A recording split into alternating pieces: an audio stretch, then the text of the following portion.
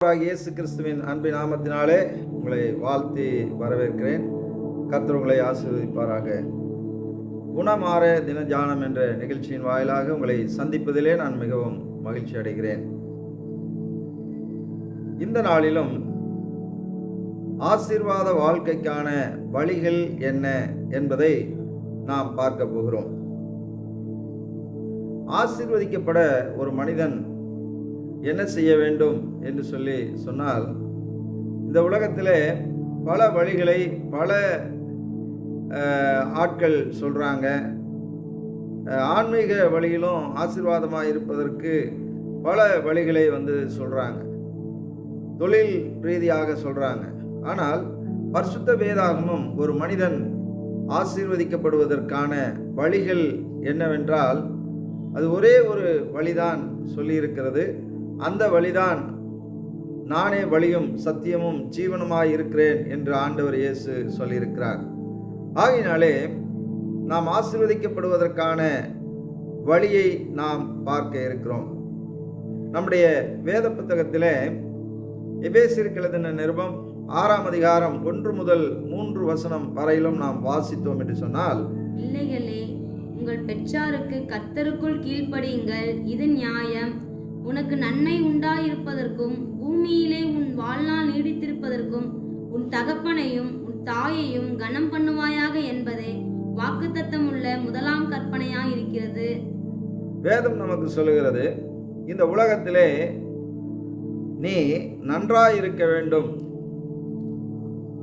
உன்னுடைய வாழ்நாள் நீடித்திருக்க வேண்டும், உனக்கு நன்மை உண்டாக வேண்டும் என்று சொன்னால், அதற்கு ஒரே ஒரு வழி, உன் தகப்பனையும் உன் தாயையும் கனம் பண்ண வேண்டும், அவர்களுக்கு கீழ்ப்படிய வேண்டும் என்று வேதம் நமக்கு சொல்லுகிறது. அன்பானவர்களே, இன்றைக்கு நாம் உலகத்தில் பார்க்கிறோம், நம்முடைய முன்னோர்கள், இன்றைக்கு அந்த கலாச்சாரம் எல்லாம் மாறிவிட்டது. பிள்ளைகள் ஆசீர்வதிக்கப்பட வேண்டும் என்று சொன்னால், அதாவது ஒரு 18ஆம் நூற்றாண்டு 19ஆம் நூற்றாண்டு அந்த காலங்களிலே பார்த்தோம் அப்படின்னு சொன்னால், பிள்ளைகள் ஸ்கூலுக்கு போனாலும் அல்லது காலேஜுக்கு போனாலும் அல்லது எங்கேயாவது போனாலும் பெற்றோருடைய காலில் விழுந்து ஆசீர்வாதம் வாங்கிட்டு போவாங்க. ஏன் அப்படின்னா, அன்னைக்கு எல்லாருக்குமே தெரிஞ்சது ஆசீர்வதிக்கப்படுவதற்கு தாய் தகப்பன் தான் நமக்கு வழி என்று சொல்லி. ஆகையினாலே அதை செய்த அந்த காலகட்டங்களிலே பிள்ளைகள் எல்லாம் நன்றாக இருந்தார்கள். ஆனால் இன்றைக்கு பெற்றோர் பிள்ளைகளுடைய காலை தொட்டு கும்பிடக்கூடிய ஒரு சூழல் வந்துவிட்டது. காரணம் என்ன அப்படின்னு சொன்னால், பிள்ளைகள் என்ன செய்யறதில்லை, கீழ்ப்படுகிறது கிடையாது. பெற்றோர் என்னடா பண்ணுறது அப்படின்னு பிள்ளைகள் காலை பிடிச்சிக்கிட்டு எல்லாம் கெஞ்சுறாங்க. எப்பா தம்பி, என் பேரை கெடுத்துறாதா சாமி, பாப்பா என் பேரை கெடுத்துறாது அப்படின்னு இன்றைக்கு பெற்றோர் பிள்ளைகளுடைய காலை பிடித்து கெஞ்சக்கூடிய ஒரு நிலைமை ஏற்பட்டிருக்கிறது. அன்பானவர்களே, நாம் ஆசீர்வதிக்கப்பட வேண்டும் என்று சொன்னால், நாம் நன்றாக இருக்க வேண்டும் என்று சொன்னால், என்னுடைய வாழ்க்கையிலே நல்லது நடக்க வேண்டும் என்று சொன்னால், தாய் தகப்பனுக்கு கீழ்ப்படிய வேண்டும், அவர்களை மரியாதையாக நடத்த வேண்டும் என்று நமக்கு வேதம் சொல்லுகிறது. அதே நேரத்திலே நாம் இன்னொரு வசனத்தை வாசிக்கலாம். கொலோசியர் 3ஆம் அதிகாரம் 20வது வசனத்தை வாசிக்கும் போது, பிள்ளைகளே, உங்கள் பெற்றாருக்கு எல்லா காரியத்திலேயும் கீழ்ப்படியுங்கள், இது கர்த்தருக்கு பிரியமானது.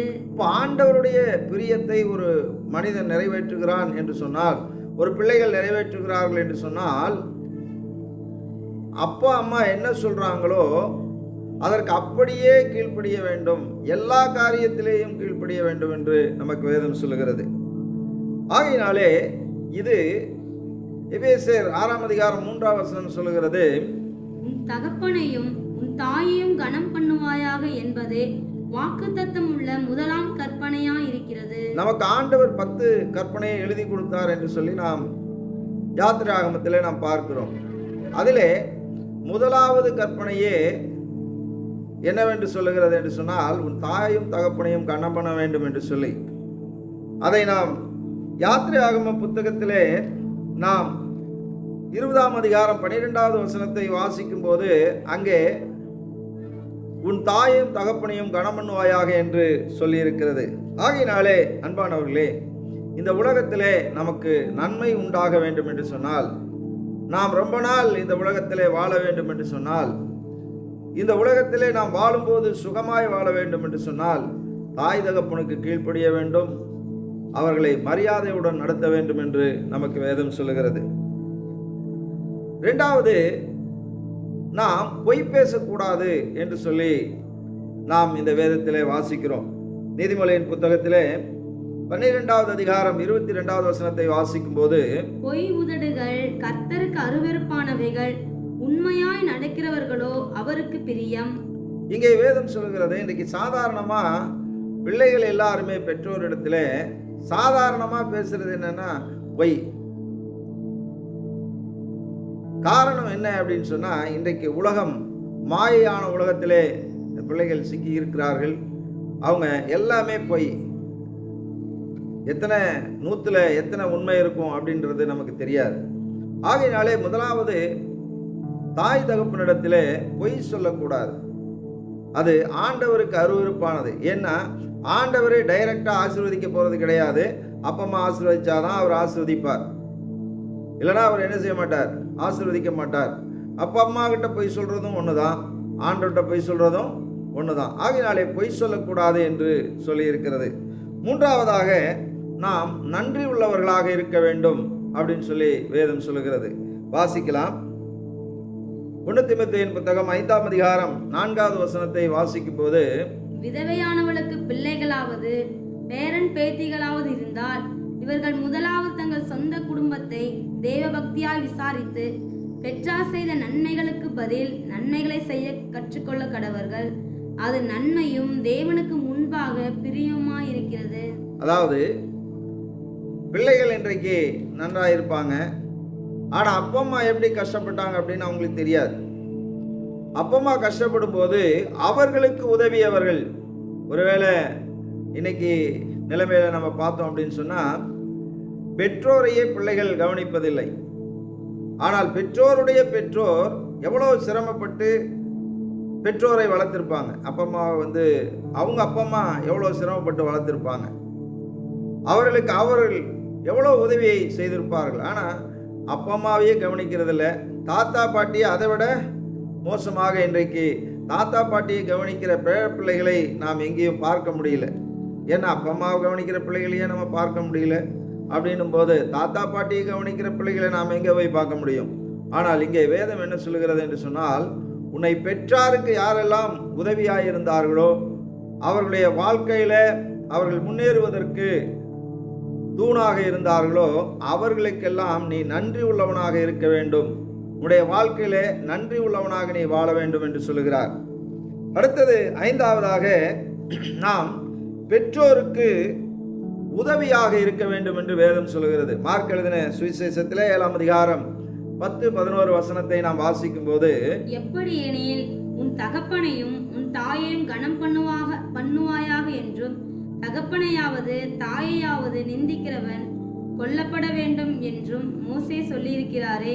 நீங்களோ, ஒருவன் தன் தகப்பனையாவது தாயையாவது நோக்கி, உனக்கு நான் என்ன செய்யத்தக்க உதவி எது உண்டோ அதை கொட்பான் என்னும் காணிக்கையாக கொடுக்கிறேன் என்று சொல்லிவிட்டால் அவனுடைய கடமை தீர்ந்தது என்று சொல்லி. இங்கே நமக்கு வேதம் என்ன சொல்லுகிறது என்று சொன்னால், தாய் தகப்பனுக்கு உதவியாய் இல்லாவிட்டால் அது கொலை பாதகம் என்று சொல்லுகிறது. அவன் கொலை செய்யப்பட வேண்டும். நியாயப்பிரமாணத்தின்படி தன்னுடைய தாய்க்கும் தன்னுடைய தகப்பனுக்கும் உதவி செய்யாமல் இருந்தால் அந்த மகன் கொலை செய்யப்பட வேண்டும் என்று வேதம் சொல்லுகிறது. அன்பானவர்களே, அதனால தான் இந்த வேத புத்தகத்தில் நாம் பார்க்கிறோம், உன் தகப்பனையும் தாயையும் கனம் பண்ண வேண்டும், அவர்களுக்கு கீழ்ப்படிய வேண்டும், அது முதலாவது கற்பனை என்று சொல்லியிருக்கிறது. ஆகையினாலே இங்கே வேத புத்தகத்தில் நாம் வாசித்தோம், தன்னுடைய பெற்றோரை கூட இருந்து கவனிக்காம குர்பான் என்ற ஒரு காணிக்கை, அது யூதர்கள் மத்தியிலே அப்படி ஒரு முறைமை இருந்தது. குர்பான் என்று சொன்னால் ஒரு குறிப்பிட்ட தொகை அவர்களுக்கு கொடுத்துட்டா அவங்க எப்படியோ சாப்பிட்டாலும் சரி, அவங்க சாப்பிடாட்டியும் சரி, அவங்க என்ன பண்ணாலும் ஒன்றும் பிரச்சனை கிடையாது. மாதம் மாதம் ஒரு தொகையை கொடுத்துட்டா அவங்க வாழ்ந்துக்கணும் அப்படின்னு சொல்லி ஒரு முடிவு பண்ணி செய்தாங்க. இன்றைக்கு அப்படிதான் நிறைய பிள்ளைகள் கொண்டு போய் முதியோர் இல்லத்தில் சேர்த்துட்டு பணம் கொடுத்துட்றாங்க. ஒருவேளை இங்கேயே வீட்டில் இருந்தாங்கன்னா அவங்களுக்கு ஏதாவது மாதம் ஒரு தொகையை கொடுத்துருந்துறாங்க. இதை ஆண்டவர் அங்கீகரிப்பதில்லை.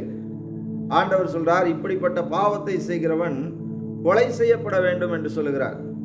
ஆகையினாலே கூட இருந்து அவர்களுக்கு உதவி செய்ய வேண்டும். நம்மால் முடிந்ததை, நமக்கு என்ன செய்துக்கிறோமோ அதை அவங்களுக்கு நாம் கண்டிப்பாக செய்ய வேண்டும். காரணம், அவங்க இல்லைன்னா நம்ம இல்லை. ஆண்டவர் அப்படிதான் நம்மை படைத்திருக்கிறார்.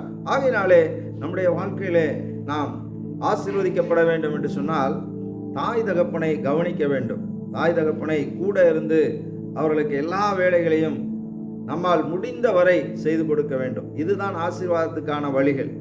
இன்றைக்கு பார்த்தோம் அப்படின்னு சொன்னால், பையன் கல்யாணம் பண்ணுற வரைக்கும் அப்பா அம்மா கூட இருக்கிறான். கல்யாணம் பண்ணிட்டா மனைவி சொல்கிறாங்க, யோ உழைச்சி கடைசி வரைக்கும் போட்டு இருந்தீங்கன்னா நான் என்ன பிச்சைக்காரியா தெருவில் அலையலாமா? அப்பனையும் எங்கள் அம்மாவை விட்டுட்டு வா, வந்து சேரு, அப்போ தான் நம்ம என்ன செய்ய முடியும், நல்லா இருக்க முடியும், சொத்து சம்பாதிக்க முடியும், சேர்த்த முடியும்னு சொல்கிறாங்க. ஆனால் வேதம் என்ன சொல்லுகிறது என்று சொன்னால், அது ஆசீர்வதிக்கப்படுவதற்கான வழி அது அல்ல, அது அழிந்து போவதற்கான வழி என்று வேதம் நமக்கு சொல்லுகிறது. ஆகையினாலே அன்பானவர்களே, நாம் நன்றாயிருக்க வேண்டும் என்று சொன்னால், ஆசீர்வதிக்கப்பட வேண்டும் என்று சொன்னால் தாய் தகப்பனுக்கு நாம் உதவியாக இருக்க வேண்டும் என்று சொல்லுகிறது. இறுதியாக ஆறாவதாக நாம் தாய் தகப்பனுடைய பேச்சை கேட்க வேண்டும் என்று வேதம் நமக்கு சொல்லுகிறது. நீதிமொழி 1 அதிகாரம் 8வது வசனத்தை வாசிக்கும் போது, என் மகனே, உன் தகப்பன் புத்தியை கேள், உன் தாயின் போதகத்தை தள்ளாதே. இங்கே நாம் பார்க்கிறோம், இந்த உலகத்தில் இருக்கிற மிக மோசமான நிலைமை பிள்ளைகள் மத்தியில் என்ன அப்படின்னு சொன்னா, ஊர்ல யார் சொன்னாலும் கேட்பாங்க, உலகத்தில் ஃப்ரெண்ட்ஸ் சொன்னா கேட்பாங்க, தெருவில் போறவங்க கூட சொன்னா கேட்பாங்க. ஆனால் அப்பா அம்மா சொல்றதை மட்டும் கேட்க மாட்டாங்க. காரணம் என்ன அப்படின்னு சொன்னா, பிள்ளைகளுடைய சிந்தனை என்ன இருக்குதுன்னா, அப்பா அம்மாவுக்கு ஒன்றும் தெரியாது, அவங்க சொல்றபடி கேட்டால் நம்ம நல்லா இருக்க முடியாது. இதான் அவனுடைய தாட், அவனுடைய கான்செப்டாக தான் இருக்கு. இது இப்படி உலகத்தில் இப்படி ஆயிடுச்சு. ஏன்னா அது பிசாசுடைய வேலை. ஆண்டவர் அவர் சொன்னாரு, அதற்கு மாறாக ஜனங்களை நடத்துவது தான் பிசாசுடைய வேலை. அதனால நீ நல்லா இருந்துருவ அப்படிங்கிறதுனால தான் பிசாசு என்ன செய்கிறான், உலகத்தை காட்டி நீ அங்கே வா இங்கே வா, அவங்க சொல்றதை கேளு இவங்க சொல்றதை கேளுன்னு சொல்லி அப்படி கொண்டு போய் அவர்களை நாசமாக்கி விடுகிறான். அன்பானவர்களே, இது வேத வசனத்தின்படி நாம் பார்ப்போம் என்று சொன்னால், நம்முடைய வாழ்க்கைக்கு ஆசீர்வாதம் வருவதற்கான வழி, முதலாவது வழி என்ன என்று சொன்னால், அப்பா அம்மா சொல்வதை கேட்டு நடக்க வேண்டும், அவர்களை கீழ்ப்படிய வேண்டும், அதே நேரத்தில் அவர்களை மரியாதையுடன் நடத்த வேண்டும், அதே நேரத்தில் அவங்ககிட்ட பொய் பேசக்கூடாது, அதே நேரத்தில் அவங்க வார்த்தையை தட்டி கழிக்கக்கூடாது என்று சொல்லி. ஆகையினாலே நாம் நம்முடைய வேதத்தில் கூட நாம் பார்க்கிறோம், நம்முடைய யாக்கோபு அவன் என்ன செய்கிறான், ஆசீர்வதிக்கப்படுகிறான். எப்படி ஆசீர்வதிக்கப்படுகிறான் என்று சொன்னால், தகப்பன் தான் அவனை ஆசீர்வதிக்கிறான். ஏசா அந்த ஆசீர்வாதத்தை இழந்து போகிறான். காரணம் என்ன? தகப்பனுடைய விருப்பத்தை நிறைவேற்றினவன் யாக்கோபு. தகப்பன் என்ன கேட்டான், அவன் நாட்டெல்லாம் கொண்டு வர சொல்லி கேட்கல, அவனுக்கு திருப்தியாக ஒரு சாப்பாடு கேட்டான். அதை அவன் சொன்னபடி போய் வேட்டையாடி கொண்டு வந்து அதை சமைத்து கொடுக்காவிட்டாலும் கூட அவன் ருசியான சாப்பாட்டை அவன் கொடுத்தான். கர்த்தர் அவன் மூலமாக யாக்கோபை அவர் ஆசீர்வதித்து விட்டார். ஆகையினாலே நாம் ஆசீர்வதிக்கப்படுவதற்கு ஒரே ஒரு வழி, நம்முடைய தாயும் தகப்பனும் தான். அவருடைய வார்த்தையை கேட்போம், அவருக்கு கீழ்ப்படிவோம், அவர்களை கனம் பண்ணுவோம், மதிப்போம், மரியாதையாக அவர்களை நடத்துவோம். கர்த்தர் நம்மை ஆசீர்வதிப்பார். ஜெபிப்போம். பரிசுத்தமுள்ள பிதாவே, ஆசீர்வதிக்கப்பட்ட இந்த நல்ல நேரத்துக்காக நாங்கள் நன்றி செலுத்துகிறோம். ஆண்டவரே, இந்த நாளிலும் ஆசீர்வதிக்கப்படுவதற்கான, என்னுடைய வாழ்க்கைக்கு ஆசீர்வாதத்தை பெறுவதற்கான வழி என்ன என்பதை ஆண்டவரே நாங்கள் இன்றைக்கு புரிந்து கொண்டோம். நான் நன்றாக இருப்பதற்கும், நான் ரொம்ப நாள் இந்த உலகத்திலே வாழ்வதற்கும் எனக்கு நன்மை உண்டாகவும் தாய் தகப்பனுக்கு கீழ்ப்படிய வேண்டும், அவர்களை மதிக்க வேண்டும், அவர்களுக்கு மரியாதை கொடுக்க வேண்டும், அவரிடத்திலே பொய் பேசக்கூடாது, அவர்களுக்கு கீழ்ப்படிந்து நடக்க வேண்டும் என்று சொல்லி ஆண்டவரே நீங்கள் எங்களுக்கு சொல்லியிருக்கிறீங்க.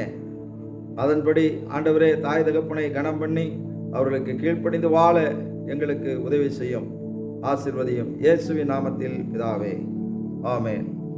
God bless you. கர்த்தர் உங்களை ஆசீர்வதிப்பாராக.